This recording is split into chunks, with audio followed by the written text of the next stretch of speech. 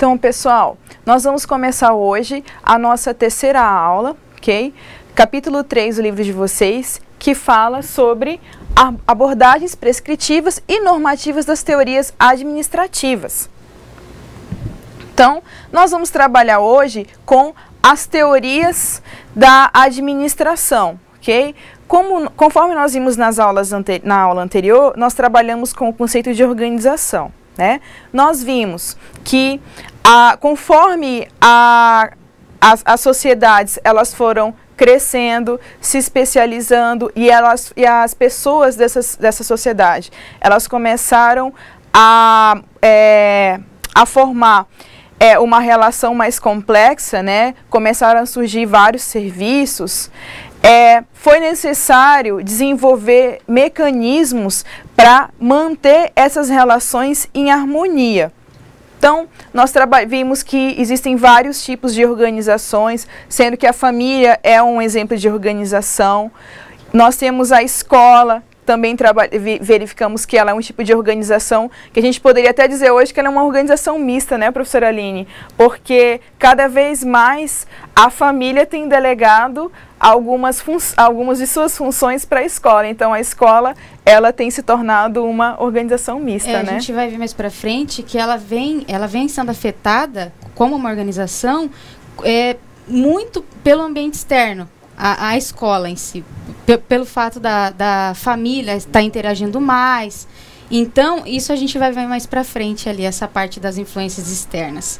Exatamente. Então, entre as primeiras teorias que nós vamos trabalhar hoje, pessoal, é a teoria da administração científica, ok? Aparentemente, o nome não parece muito familiar, mas eu aposto que vocês já devem ter ouvido falar de uma expressão chamada Taylorismo, ok? Então, vamos verificar agora as características da teoria da administração científica. Então, a teoria da administração científica, ela foi fundada pelo Taylor, ok? Final do século XIX, e o Taylor, ele era um engenheiro norte-americano. Então, como que surgiu a teoria da administração científica? O que ocorreu? Nós tínhamos as fábricas, ok, que elas estavam se estruturando no final do século XIX, né, início do século XX, e as condições de trabalho, conforme nós conversamos na aula passada, elas eram bem desumanas, né? Os salários eram extremamente baixos, né? As jornadas de trabalho, elas eram muito longas e, sobretudo, tinha a questão da... Ainda constava aqui a questão da baixa produtividade, ok, pessoal? Então, nós tínhamos esse problema. O que ocorre?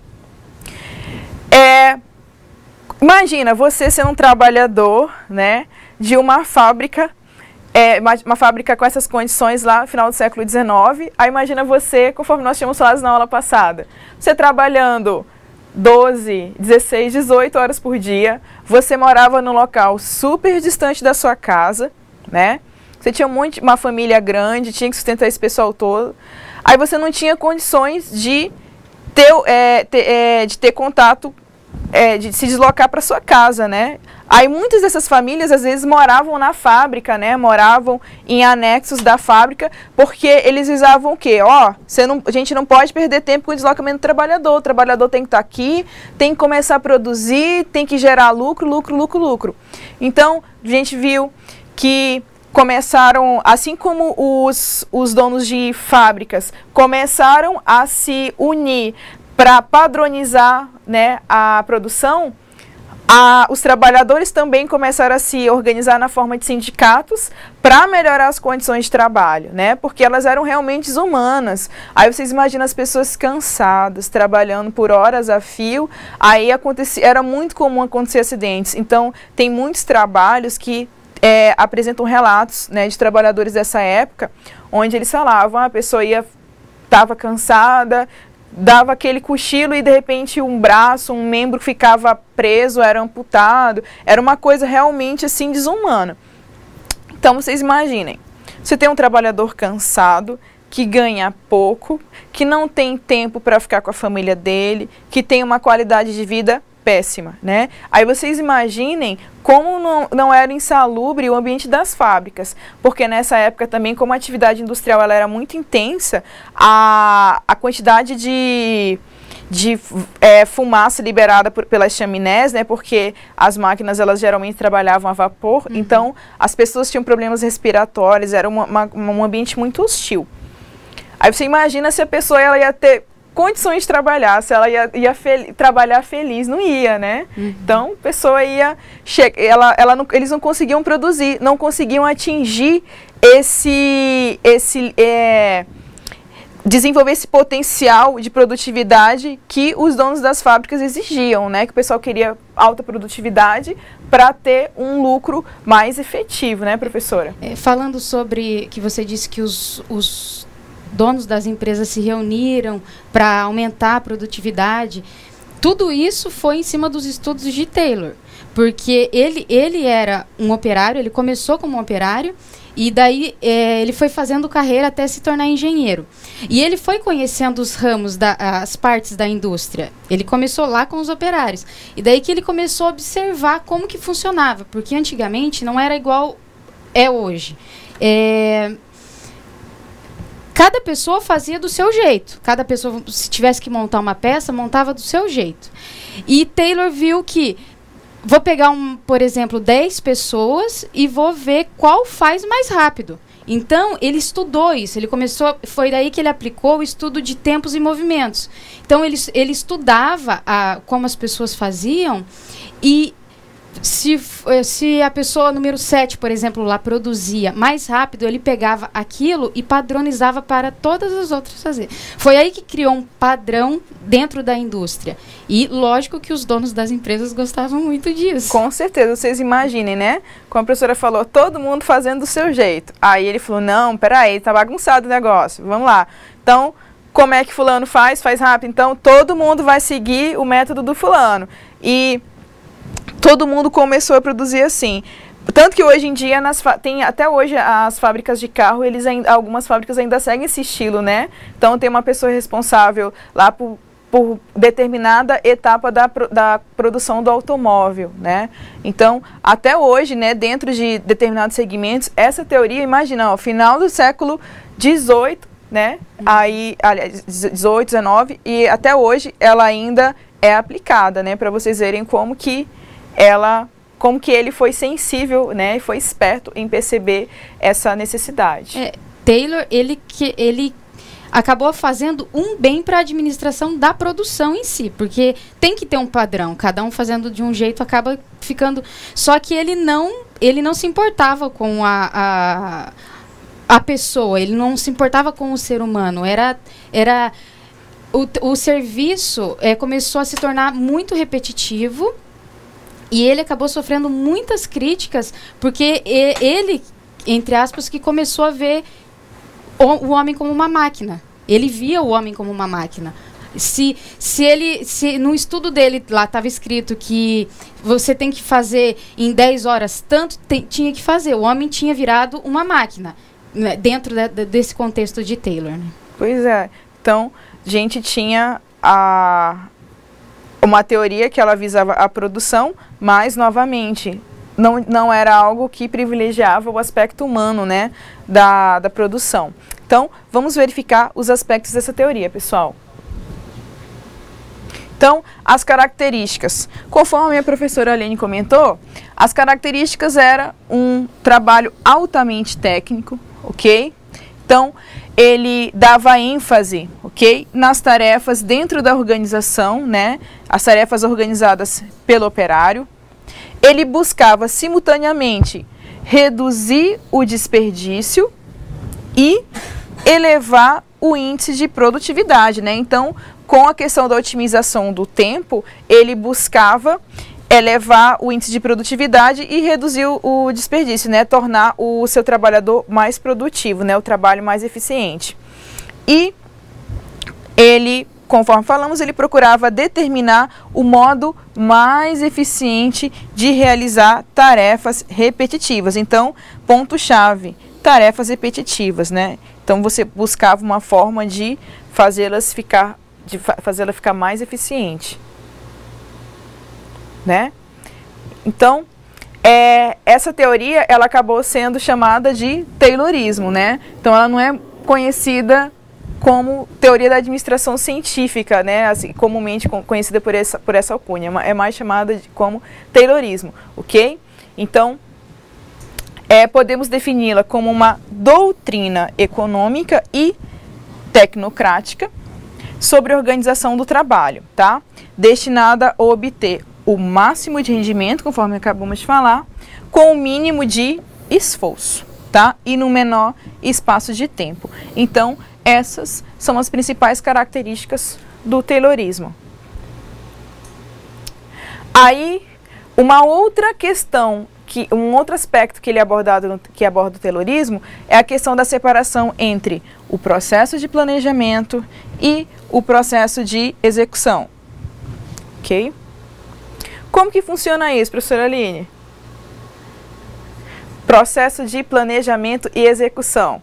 Planejamento, a minoria pensa. Então, nós voltamos àquela ideia de que temos uma produção hierarquizada. Nós temos um chefe que tem sempre que ser aquele ser pensante, aquela pessoa que se sobressai, ele vai executar, ele vai planejar, isso vai ser feito assim, assim, assim, e nós temos uma maioria, né, que são os operários, que vão executar as atividades. Então, a gente tinha essa organização dentro do Taylorismo. Ele criava os padrões dentro da indústria, e os subordinados obedeciam, conforme ele tinha designado. Isso acabou acontecendo que os trabalhadores eles conseguiram se especializar dentro das áreas. E tem alguns lados, sempre tem um lado bom também dessa parte do Taylor. Como antes eles não estavam, eles faziam do jeito deles, então não tinha como se especializar, porque cada um fazia do seu jeito. E após ele aplicar um padrão dentro das indústrias, os funcionários conseguiam se especializar. Esse grupo vai se especializar nisso, esse grupo que antes também não tinha, né? Exatamente. E tudo isso aí criado dessa ferramenta. Porque se você se especializa, você vai trabalhar melhor, você vai entender do que você está fazendo, né? Você não vai ser simplesmente, eu estou fazendo isso aqui, eu acho que é assim, não. Você vai ter certeza do que você está fazendo, né? Você vai ter propriedade, e isso é bom porque torna o processo de produção em escala bastante viável, né? Isso facilita a questão do processo de padronização, né? Eu tenho experiência dentro de indústrias, que é bem o que ressalta essa parte de Taylor mesmo. E é exatamente assim que funciona. A gente tem que adotar um padrão para confeccionar um determinado produto ou fazer alguma tarefa, porque hoje em dia a gente tem ISO, que é da qualidade, que é até para a parte documental, que isso entra dentro da nossa escola, né? Então, para tudo a gente tem um tipo de ISO hoje. Um padrão, né? Um padrão de qualidade. E então, isso ajudou bastante, né? Hoje dentro das indústrias. Exatamente, porque conforme nós vimos, nós não temos nenhuma teoria que nós vimos até o momento que nós disséssemos, olha, essa aqui é perfeita, né? Ela não tem nenhuma lacuna, ela abrange todos os aspectos, né? Ela respeita todas as partes envolvidas, não. E não vai ter. E não vai ter, né? Porque a gente não vai conseguir nada que consiga atender a todos os envolvidos dentro da organização. Infelizmente, sempre vai ter uma parte que ela vai ser mais desfavorecida e outra mais favorecida, né? Não tem como. Então,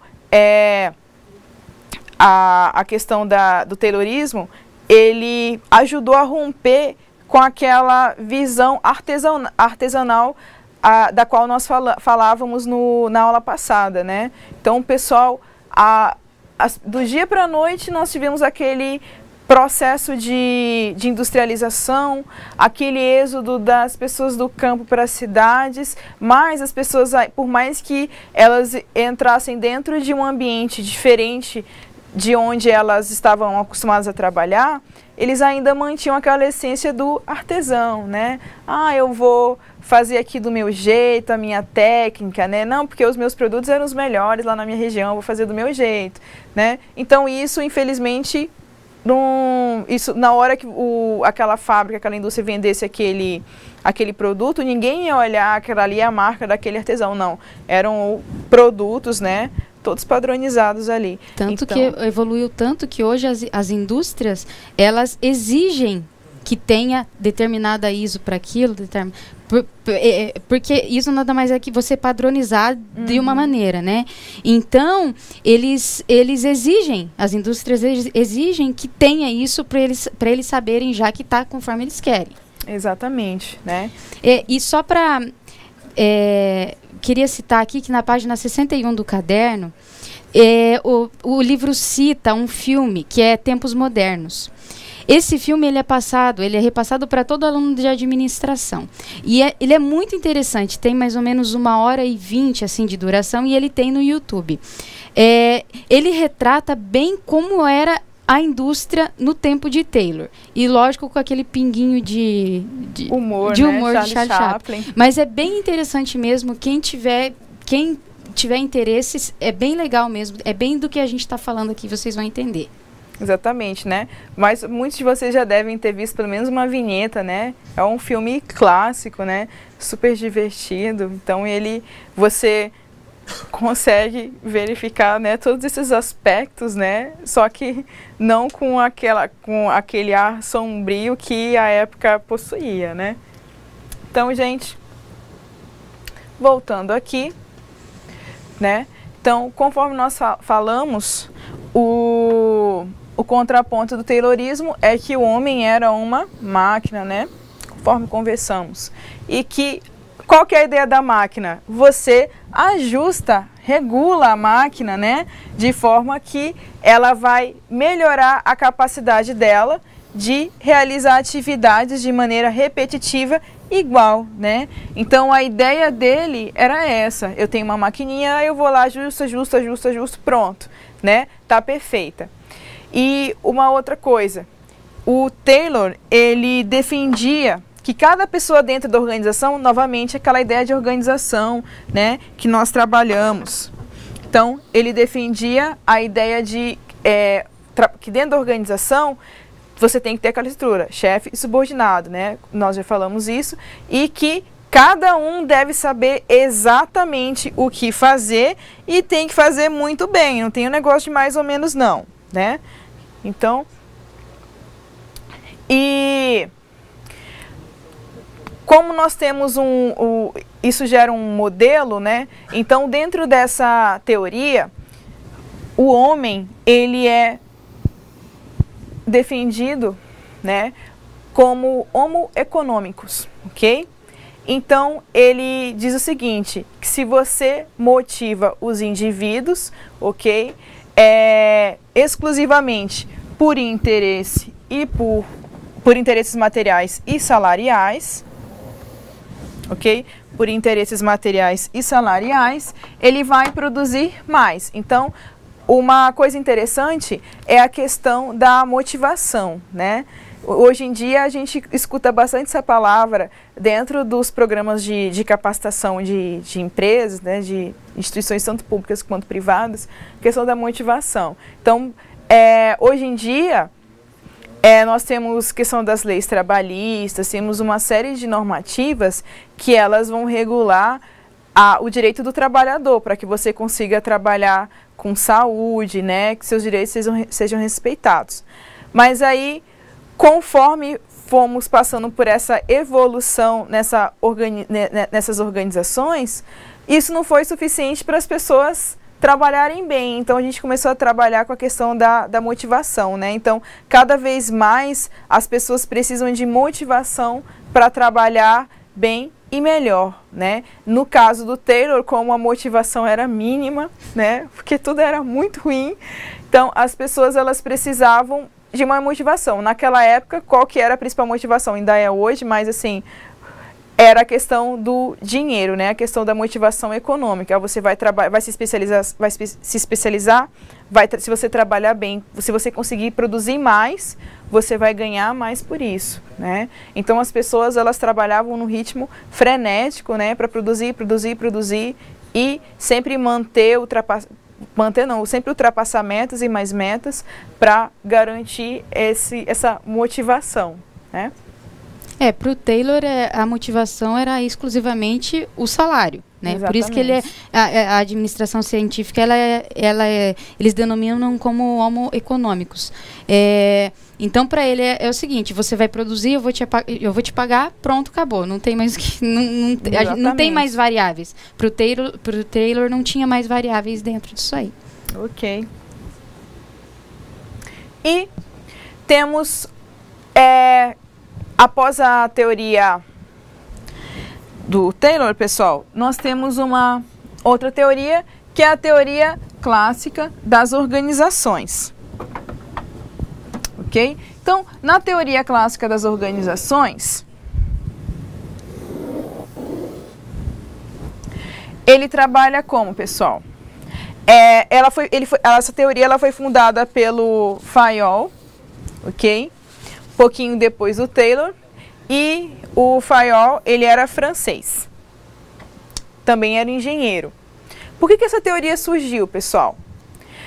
Acontece o seguinte, que como nós sempre falamos, as organizações, elas, conforme vai passando o tempo, né, novas relações vão surgindo e essas relações entre as organizações e entre os indivíduos das organizações, elas vão se tornando complexas. Então, se você tem um modelo que ele atendia e ele começa a não atender mais às necessidades do momento, então é necessário, né, que surja um novo modelo para que possa atender aquele momento, né? Então, nós tínhamos a teoria do Taylor ali um pouquinho antes do Fayol, aí depois viram que só aquela teoria ela não era suficiente para a complexidade, porque foram surgindo novos segmentos de mercado. Então eu falava, opa, esse modelo do Taylor aqui não vai dar certo aqui, então a gente precisa fazer outra coisa. O quê, né? Então o Fayol, ele pensou num novo modelo, né? Porque o Taylor, ele focou exclusivamente no operário, né? E é como você falou, professora, conforme vai passando o tempo, vai surgindo outras necessidades, outras variáveis, né? E o Fayol, ele viu que ele poderia especializar as pessoas no nível maior da organização. Né? Então, ele viu que ele poderia capacitar gerentes, por exemplo, uma coisa que para o Taylor não poderia acontecer, né? E Fayol, ele estudava exclusivamente isso. Então, Taylor foi criticado por ver o homem como máquina, e Fayol foi criticado pela sua obsessão pelo comando, porque para ele, tudo ele via num nível superior, ele não olhava para o nível abaixo na empresa, né? Por isso que eu falo, que você falou mesmo que não vai ter perfeita, mas quando você prestar atenção assim, uma vai completando a outra. Exatamente, né? Então tem esse aspecto de complementaridade, né? Então, a gente não tem uma perfeita, né? Mas um vai vendo as lacunas, ele não, vou fazer algo que vai melhorar um pouquinho aquele aspecto que ele não viu. E assim, hoje a gente vai trabalhando com essa sociedade organizada em várias teorias justapostas, né? Basicamente isso. Então, gente, conforme nós vimos, o Fayol, ele desenvolvia as estratégias para trabalhar com organizações complexas, tá? Principal característica dele, ênfase na estrutura que a organização deve possuir para ser eficiente, ok? E ele partia do todo organizacional e da sua estrutura para garantir eficiência a todas as partes envolvidas. e ele não considerava o ambiente externo, tá?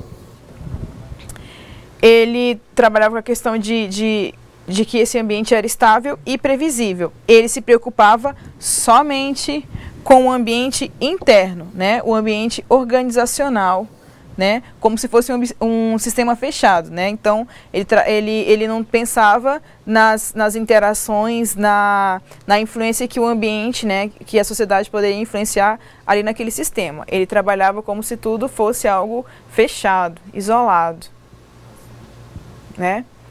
Então, dessas teorias, pessoal, o que nós podemos tirar?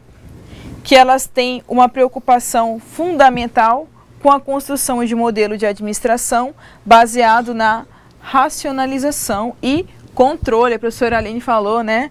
Que é a obsessão por controle das atividades humanas. E o fato dessas duas teorias, elas viam, como a professora falou, a organização como um sistema fechado. Imagina isso hoje, uma organização hoje, que a pessoa que está lá gerenciando, se ela vê ela como uma organização de sistema fechado, ela não vai para frente. Nunca, por quê? Porque hoje a gente tem várias variáveis externas que afetam a nossa organização, né? Naquela época não era como depois da internet, depois que aconteceu tanta coisa, não era assim. Então eles conseguiam ter um domínio maior na organização, mesmo não se preocupando com o que estava acontecendo lá fora. Mas hoje não tem mais como isso ser feito, é totalmente impossível. Exatamente. Aí você percebe hoje em dia, quantas vezes você já não viu pesquisa de opinião do mercado, né? Pesquisa de opinião do consumidor. É porque antes de uma pessoa pensar em abrir uma empresa, pensar em lançar um produto, ela já está lá perguntando para os consumidores o que eles achariam, porque se ela, dentro dessa pesquisa, ela vê que não vai ter aceitação, ela já não lança, essa empresa já não lança, por exemplo, um determinado produto ou uma campanha, alguma coisa. Antes, eles viam a organização como sistema fechado. E hoje, eles procuram primeiro ver quais são as variáveis externas para depois elaborar algo novo, na verdade. Exatamente. Então, por exemplo, franquias, né? A gente convive bastante com essa realidade das franquias. Você verifica que a pessoa ela não vai lá e com o dono da franquia e fala, eu vou montar isso na minha cidade e pronto, acabou.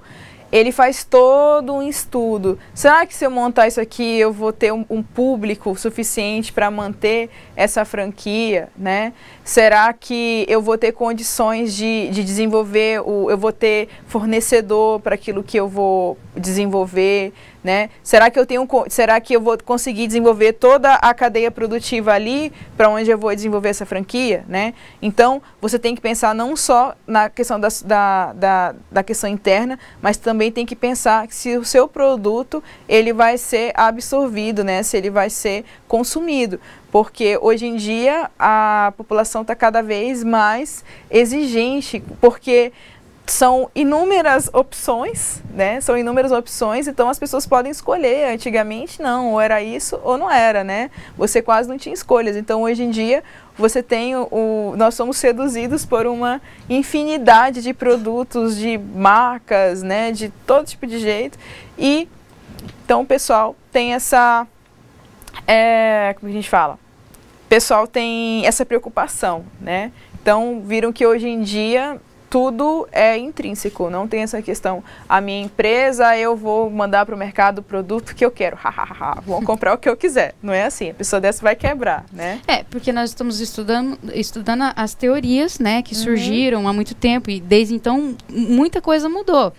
Mas é importante a gente saber como eles ajudaram nessa mudança, né? Exatamente. Então, cada teoria dessa ajudou um pouco para que hoje as coisas estivessem assim. Exatamente, conforme a gente falou, igual a questão do Taylor. Naquela época, ele era muito obcecado por aquela questão, homem-máquina, o homem econômicos, né? Hoje em dia, a gente observa ainda essas características numa fábrica? observa, mas não de forma tão obcecada como era naquela época, né? Então, algumas empresas verificam que elas têm que aquela teoria, né, que aquela forma de administração, aquele modelo, ele atenta às características, às necessidades da empresa dele, então ele adota, né, de forma que isso possa ser utilizado, mas também respeitando a integridade do trabalhador, né? Isso aí. Ok? Aí nós temos também agora a Escola das Relações Humanas, pessoal. A Escola das Relações Humanas, ela foi representada por Maio. O que a gente fala que ela foi representada? Porque foram vários pensadores, né? Então, o que se destacou foi o Elton Maio.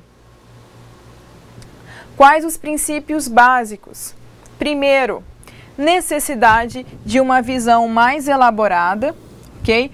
A respeito da natureza da motivação humana. Voltando aqui à motivação humana, tá? Outra coisa, o ambiente social externo, olha só a diferença, antigamente só trabalhava com a questão externa. Então, o ambiente social externo da organização deve receber atenção, tá? Outro ponto, a organização se caracteriza por ser um sistema social aberto. Olha só que interessante, como isso rompe um pouco com aliás, complementa, né, as teorias anteriores. E valores, sentimentos e atitudes possuem papel importante sobre o processo de produção, tá? Então, aqui na Escola das Relações Humanas, pessoal, você não vê mais o trabalhador essencialmente como uma máquina, tá? Agora, as necessidades do trabalhador, elas são levadas em consideração também, né? Então, eu tenho que pensar que aquela pessoa tem família, que aquele dia ela não vai produzir bem porque ela está com algum problema, alguém está doente, o marido morreu, ok? Então, você tem que pensar, essa teoria, o interessante dela é porque ela já pensa no ser humano, tá? Então, isso que é o importante dela, né, professora Aline? É o que a gente estava falando, né? Apareceu alguém para pensar no que estava faltando, né? Exatamente. Então, Elton Maio, ele criou essa Escola das Relações Humanas a partir de um estudo que ele fez numa fábrica. E o que ele resolveu fazer? Por exemplo, ele resolveu diminuir o nível da iluminação onde os trabalhadores estavam produzindo. Então, o que ele fazia? Ele diminuía, por exemplo, a iluminação e media a produtividade. Uhum. Então, ele aumentava a iluminação e media novamente a produtividade. Só que ele começou a ver que estava ficando complexo demais. E ele viu que tinha muitas outras variáveis em torno disso. Então, ele começou a aplicar outros estudos. Por exemplo, vou colocar um intervalo de 15 minutos na jornada deles, para ver se vai aumentar ou vai diminuir a produtividade, né? Então, ele focou principalmente no bem-estar do colaborador, né? Exatamente, né? Então, interessante essa teoria do Elton Maio, tá? Então, conforme nós começamos a falar, o Maio, ele dava ênfase às pessoas, tá? E olha só que bonito, ele tentou humanizar as práticas administrativas, tá? Então, outro ponto interessante é que essa teoria, ela valoriza os grupos sociais, tá? Por meio da motivação, da liderança, da participação e, sobretudo, né, a preocupação com a satisfação no trabalho, né? Então, antigamente, nós vimos que nas teorias anteriores, qual que era a motivação?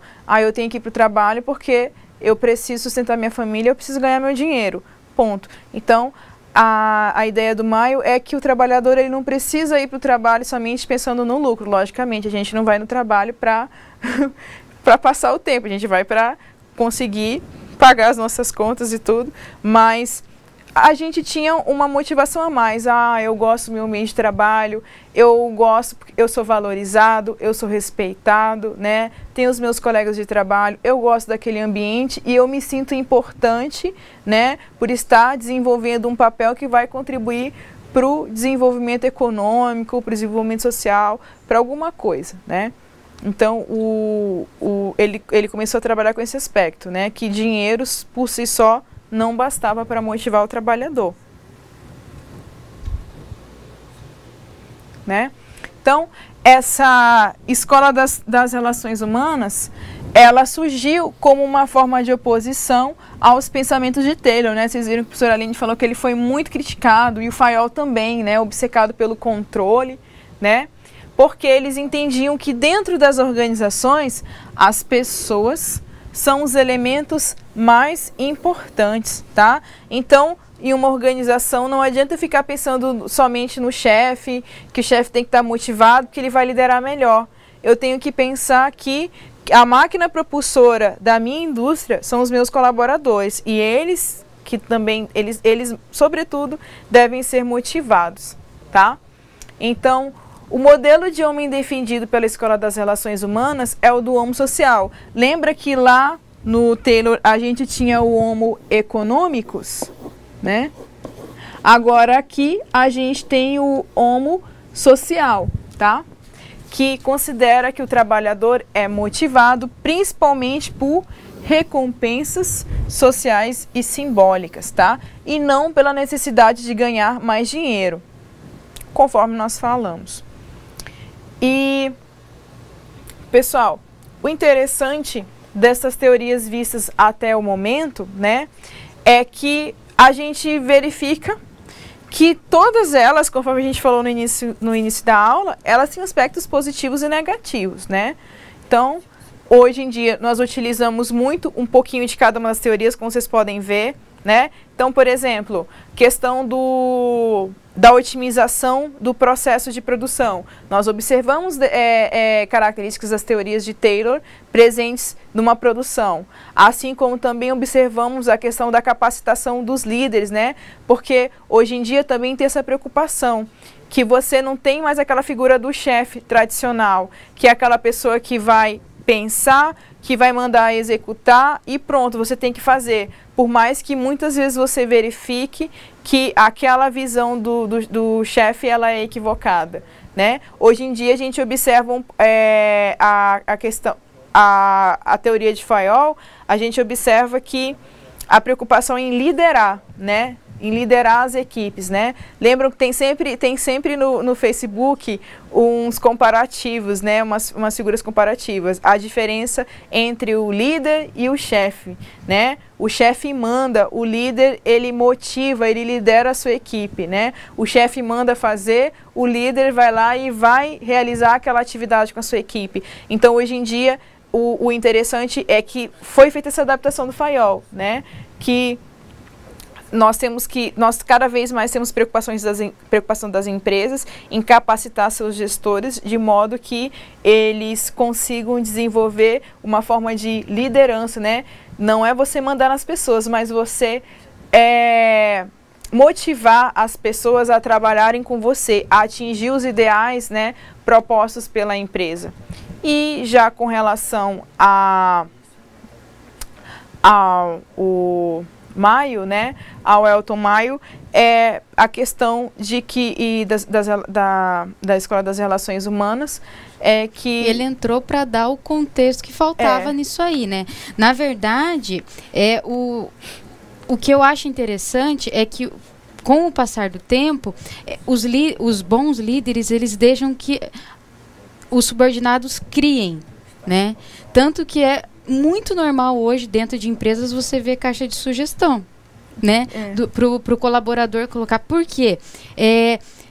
Citando nessa parte da indústria mesmo, se eu estou na gerência de uma organização, se eu estou no ponto alto de uma organização e tem o colaborador trabalhando lá na linha de produção, ele é quem sabe me dar ideias para melhorar a minha linha de produção. Não sou eu, porque é ele que está trabalhando lá, né? Então, os bons líderes, eles deixam que os colaboradores criem e surgiram muitas ideias boas a partir disso aí, né?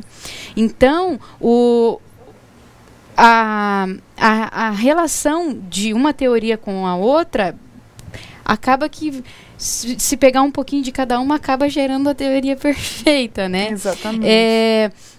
Hoje, nas empresas que têm serviços muito repetitivos, a gente tem ginástica laboral, tem o sindicato que, eu vou colocar um intervalo aqui. Tem vários fatores externos que não deixam mais uma empresa ser como era na época de Taylor, na época do filme, do Tempos Modernos, né? Exatamente. Mas muita coisa mudou. E dentro da organização que você trabalha, pode ter pontos que você vê que possam ser melhorados, né?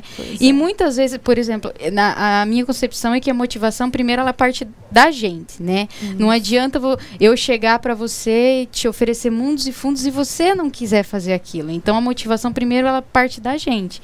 Então, dentro de uma organização, é muito importante isso aí. É muito importante, primeiramente, a gente se sentir motivado.